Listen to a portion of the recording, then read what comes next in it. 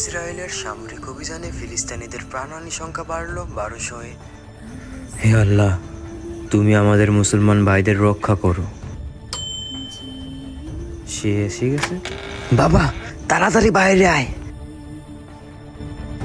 সূর্য আর চন্দ্রগ্রহণ একসাথে, এটা কিভাবে সম্ভব? আর আজকে রোজার প্রথম দিন, এর মানে তার আগমন হয়ে গেছে। কে? আমাকে যেতে হবে। আরে কার আগমন হয়ে গেছে বাবা?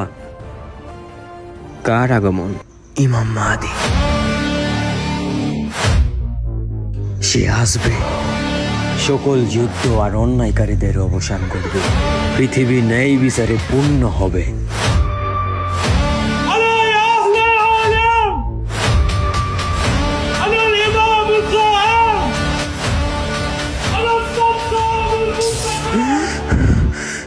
এটা কি স্বপ্ন ছিল?